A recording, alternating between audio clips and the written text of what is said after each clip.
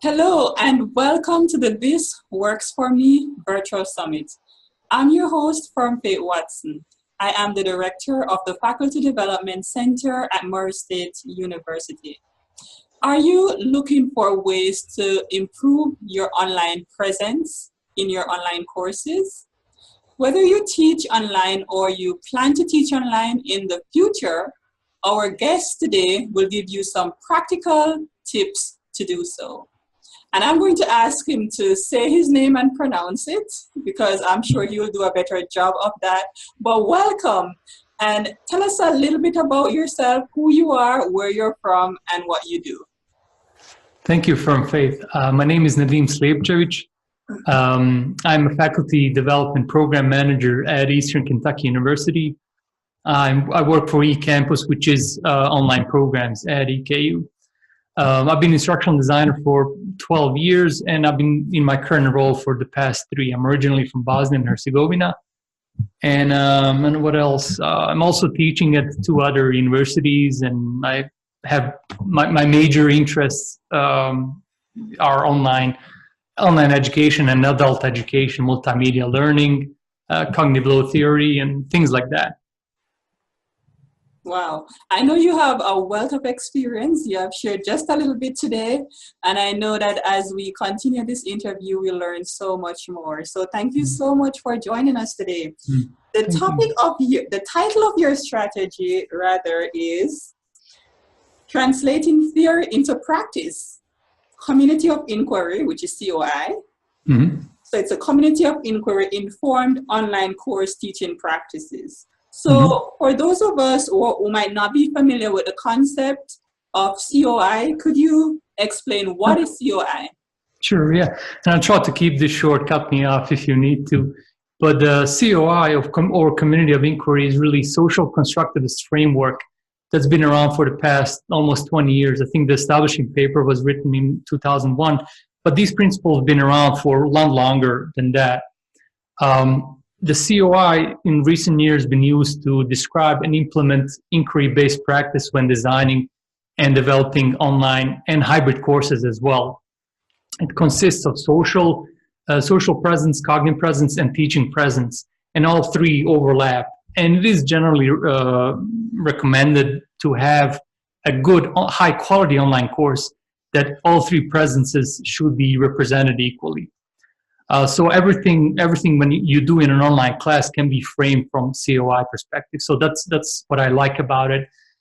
Social presence is really the ability of the learner to project themselves into the online community in order to communicate and develop meaningful interactions with their peers and their course instructors. And that usually happens through synchronous and asynchronous communication. Cognitive presence is more in-depth, but then again, relates to constructing meaning through reflection and communication with peers and the course instructor. Again, reflecting the social constructivist values. And then the teaching presence is the presence that holds everything together. It's kind of the glue of the other 2. And then it pertains to the teacher's presence in the course. So, and also pertains to design, facilitation, and direction of social and cognitive processes in the course for the purpose of completing course goals. Simple as that. So that's a quick intro to COI. There's more to it, but let's keep it short. Yes, thank you very much for clarifying that. So I know that a lot of online course practitioners, they use the COI framework to inform their online teaching, but I am particularly interested in finding out what impressed you to start using COI to inform your online teaching. Yeah, sure. That's a great question. I read about the COI a couple of years ago, and I didn't see potential at the time. I haven't obviously paid much attention to it, but then through doing some other research, I came about the foundation. How did it start? About Michael Moore and all these theories from the 70s, 80s, and up until recent years. Sorry, I had a phone call coming in. So being an instructional designer at that time, I started to teach actively online. I paid more attention to social engagement in online courses. And COI kind of provide a structure and foundations to explaining online courses, and that's kind of another thing that that helped me select it. And at that time, a lot of online courses, they had discussion boards, they had quite a bit of social presence, but with the advent of Zoom or these video technologies that we're using now, they're more seamless than they were even 5 years ago. The COI and social concepts kind of really became easier to accomplish in an online class. And then it kind of came down to humanizing the online courses and decreasing that transactional distance between the learner, course instructor, and the rest of the classroom, right? So that was kind of the base reason to use COI. And then one of the solutions, what it helped me, solve is see the potential of using group exercise and projects and utilizing optional sporadic synchronous sessions with your students, contacting your students, just creating high engagement practices during the first week of the class and things like that. Right. So thank you for sharing that. So we're going to get into each of these components now for a little bit. So what are some strategies for building social presence in online courses? Yeah, sure. This is my favorite part. So when it comes to creating social presence, making yourself real is really number one. And how can you do this? For example, creating a vivid and rich welcoming video, that's a really good practice. If you don't have a synchronous session with your students, you should have an intro video or even a video for every module, for example. Then try to get to know your students one-on-one. Online environment, you're not talking to your students, face-to-face, but trying to mimic that experience really helps.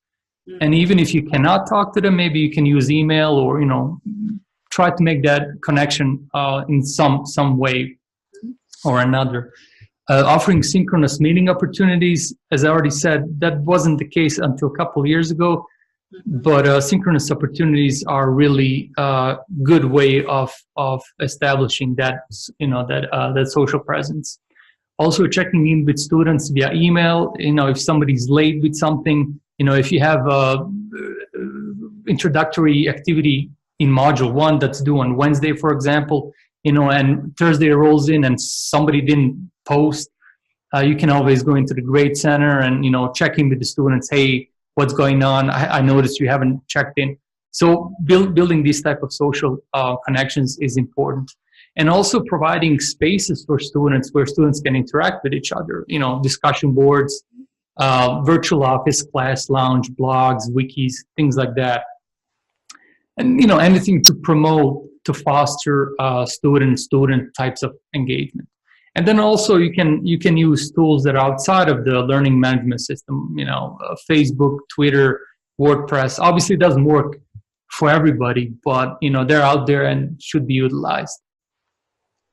Wow, you have given us some good strategies here, and I think even getting into each of these strategies would really be, we could talk for the whole for each of these, but you have really given us some good ideas. So how about promoting cognitive presence in online courses? Yeah, this is historical when we think about learner content type of interaction. That's the point of cognitive presence, but with the social engagement twist.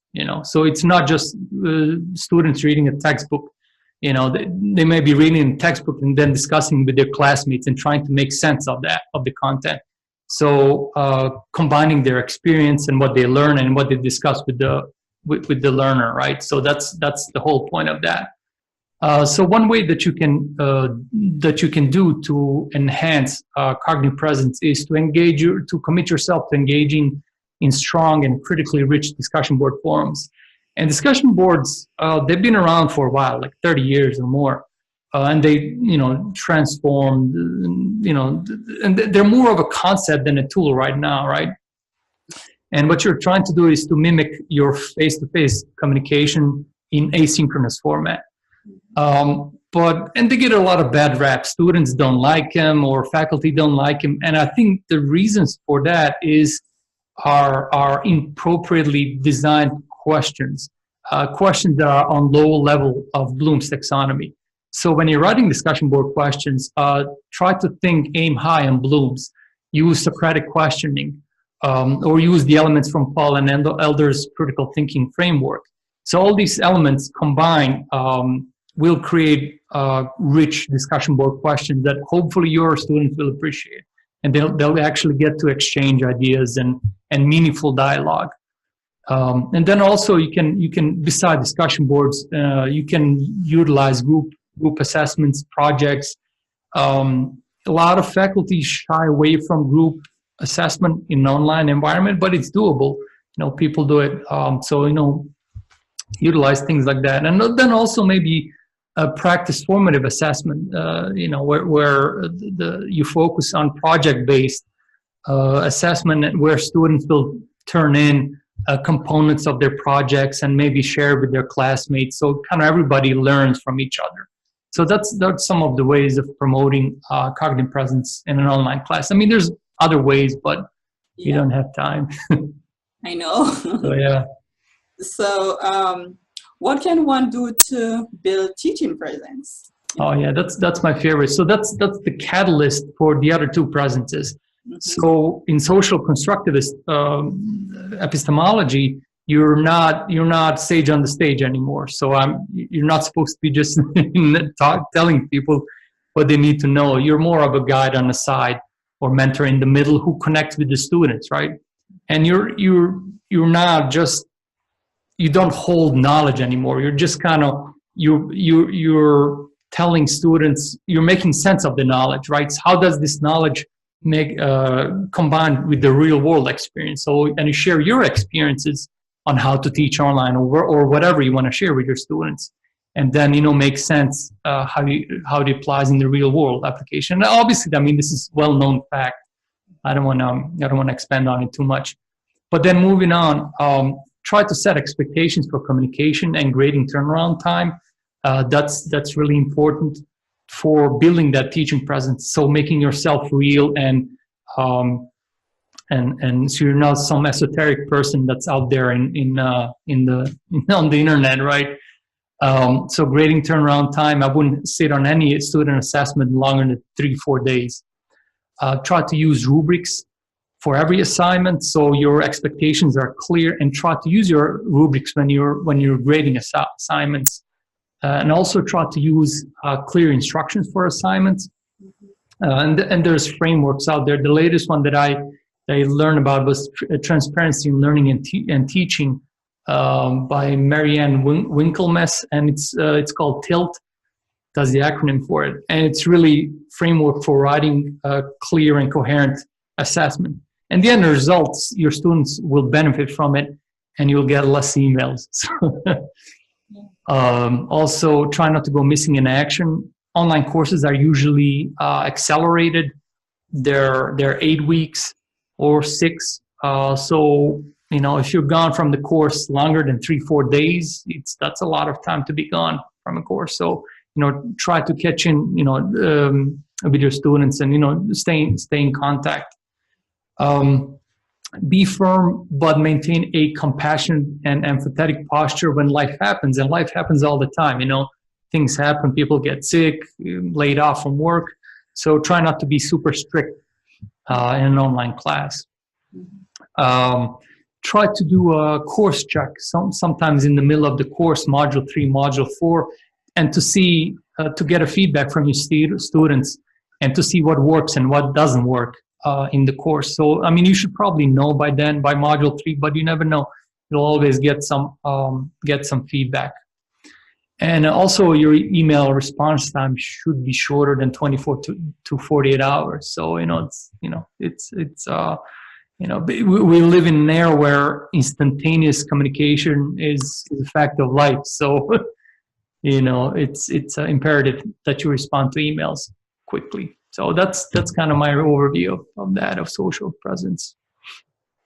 So I know you have described, how to build social presence, cognitive presence, and teaching presence. You even spoke about getting feedback from your students.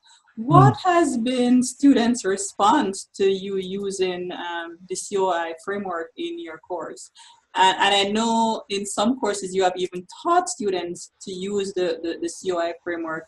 Do you find that students tend to get them mixed up a little bit because of the overlap, as you mentioned earlier? Or what in general has been students' response to the use of this strategy? It's been mostly positive. The COI really seeps into course design, not just practices. And sometimes they're a little taken aback by the amount of my interaction and my requirement for their interaction, because I do have discussion boards. Sometimes I'll have synchronous sessions, depends where I'm teaching. One online course is asynchronous, but I do have synchronous sessions. And few students were taken aback by that. But I after the course evals and after course survey, they did like it. And then on the other end, I'm teaching completely asynchronous course, but I still require discussion boards, blogs, and a lot of activities that promote that social engagement. And it's been positive because they, as an adult, you're always asking questions. Why is this important? Why do I need this? And then through that interaction, they answer that question, hopefully. And then that's about it. But keep it short. Yeah, it's usually positive. It is more work for the instructor, because to engage with students, you have to check in several times a week. You have to go into discussion board several times a week, answer emails. So you're almost daily in the class, which can be taxing. But I think the payoff is worth it. I mean, student learning is, yeah. Yeah. And I know, and I think as I listen to you talk about some of the things that you do, I think that some online course practitioner, they actually are doing some or even a lot of what you're doing. They perhaps just don't have the framework for it. Yeah. So having the framework is good. Yes, that's you hold on to it. It's a foundation of online course design and teaching as well. So that's why I like it so much. Yeah. But yeah. Yes. So are there any other teaching practices that you use to enhance your students' experiences in online course? Yeah, I think I may have covered most of them, but I'm just going to mention, posting course announcements 3-4 times a week, just so students know that you're out there. They feel so that the social connection with the course. And there's a research that shows that if the instructor is absent, students are more likely to drop from the course, and so that's really important. Try to participate in discussion boards and blogs or whatever assessment you're using for asynchronous social interaction. Try to participate early, so students see you in there. Utilize quick communication and grading turnaround time. If you're using discussion boards, use open-ended questions. Don't then looking at the Bloom's taxonomy, look at higher levels, higher cognitive domains, and then promote group work with wikis or Google Docs or or things like that. Or you can just leave it up to students to organize and organize and they'll decide how to meet up when they're doing these group exercises. I mean, you can give them a place like a wiki, for example, but they may decide to do something else. They meet through GroupMe or similar app to collaborate. But yeah, now those are some of the suggestions. I like what you said about being very conscious of students. How are they participating in the course? You noted that sometimes you said that students may drop the course if the instructor presents, and I personally have experienced that in the sense that there were students that were not responsive in the beginning of the course. And I remember reaching out to a couple of the students, and one student that I reached out to in a certain course that had not accepted the course invitation about 2 weeks after the course had started. That met with me afterwards, and he actually finished the course Right. before a lot of students that had started. And I'm thinking, what if I had not gone and reached out to that student? Yeah, And absolutely. that's just one person. So Right. we can never underestimate the important role that we play as instructors, as we guide students. Sometimes they might not be responsive in the beginning, but just a nudge from us may make a big difference in the student's life, because they just believe that you care. Yeah, absolutely. We do care, but sometimes they are not sure about that. Yeah. So, Yeah. what would you say to our viewers who might be interested in building or improving their online presence, but either they don't know where to start or they're a little bit hesitant to do so? That's a really good question, and coming up with the right answer is equally difficult. I know. Online teaching requires more organization than face-to-face. Like when you're preparing an online class, you should be ready. The entire course should be ready before you even start teaching it. Because if you're building that airplane while it's flying, it's going to be painfully obvious with your students, and that's the last thing you want to do. But just to get you started, for example, creating communication schedule, that would be a nice start. Let's say on Mondays, Thursdays, and Saturdays, you post your announcements. On Tuesdays and Fridays, you go into discussion boards and, you post your responses. Also maintaining a contact list to ensure that you talk to all students throughout the course equally. Obviously, that's a nice way of doing it. For example, for my discussion boards, I have a spreadsheet with all my students, and then I leave a mark for every module that I leave a response to them. So I kind of, I try to touch everybody, communicate with everybody, give them, enough time. And sometimes, with some students, you're obviously going to spend more time than with others. But that's another. But just to keep yourself organized, so communication schedule, contact lists. Also, try not to sit on a student assessments on feedback too long, longer than 2-3 days. Again, that, we all have busy lives, but if you sit on things for too long, your feedback becomes irrelevant. So if somebody submitted module 1 assignment and, you're returning in module 3, in accelerated course, in 8-week course, that's equivalent to almost a month in face-to-face. Wow. And, students needed that feedback for module 2 assessment. So, you're going to introduce that lag. Yes, it'll be a lot of work, but, that's just the nature of the beast. That's what it is.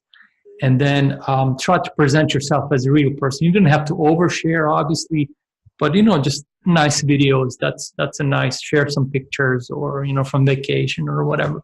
Students appreciate that. People like that human connection. But those are maybe good starters, and then you can build from there. Yeah, you are so correct. Even when you mention about sharing yourself, it's Right. even hard for some people to have a video in the course and of themselves, because people do not always like seeing themselves or hearing themselves. But you'd be surprised that the students are not even seeing it that way, and it's something that we have to get over. As I've said before, I even had to get over that to even do this summit. Yeah. So in the same way that people can benefit from this summit, it's the same way they will benefit from seeing the instructor show up in a different or a real way, right, to get to know them on a different level. So it's worth it. Thanks for sharing that. Sure. So are there any resources that you would recommend that our viewers look at? Yeah, and I can share these links in the folder in the Google Drive. My number one was the COI website that's maintained by some of the founders of the COI framework, and they post the research relevant to COI, and it's a pretty good website. And I'm going to share that link shortly. Also, I would suggest Quality Matters. Quality Matters certification is really beneficial. I'm a master QM reviewer, but you can just stay at the first level, introduction to Quality Matters rubric. And Quality Matters rubric is a rubric that evaluates what goes into a high quality online course. And a lot of the things that I talked about are in there. And it's not just somebody made them up. I mean, they're actually rooted in real research over the past 20, 30 years. And Quality Matters maintains a library as well of research. So you can find these things on your own if you're interested. And also, I like faculty focus articles. They're like distilled research in a top 10 list. They're called listicles, I think. But top 7 ways how to increase student engagement or things like that. And that you can read in a minute or two. But I'll post links to these. Thank you so much. And of course, I'll be providing the link to the resources below. So feel free to check them out. And so in the final minute or so, could you leave our viewers with an encouragement or a challenge? Yeah, distance education can really be intimidating, but try not to get discouraged. I mean, just keep at it. Once you get the hang of your workflow, things will become easier with anything in life, right? Yeah. And if you can get help from instructional designer, that's going to give you a head start, honestly. If you don't, then start small and then build from there. Just try to keep up with best practices, and like with anything, try to get as much as professional development as possible under your belt, so to get familiar. But once you get it, I mean, it's you can do these things easily. I used to direct discussion boards because you have to go in and you have to spend 3 hours in there. But once you kind of get the hang of it, and people kind of post similar things, you can even build your own response library, for example, for low level, maybe undergrad courses. For graduate, not so much. But things will come easier with time, and it'll get more organized. And but that's my recommendation. Yeah, I like what you said. There are so many ways. The first one is just seeking help. Yeah. A lot of times we might have the desire to, in the context of what we're talking about today, we may have the desire to improve our online presence, but we really do not have the skill or the resources. So seek help. For those of you who have teaching centers on your campus, you may have the director or the instructional designer seek help, and even the resources that Nedim mentioned earlier, faculty focus. If you're not a member, you could sign up, subscribe to their newsletters to really help. So thank you very much, Nedim, for sharing with us all these tips and resources today. Yeah, thank you for inviting me. Faith, good from Faith. Sorry. Thank you for reminding me, and this is great conversation. Yeah, you're welcome. And to our viewers, I'll just thank you too for joining us today. And I would encourage you to share this conversation with others and check out the resources as well. I'm going to check them out myself. And we look forward to seeing you in the next episode of this virtual summit. See you soon.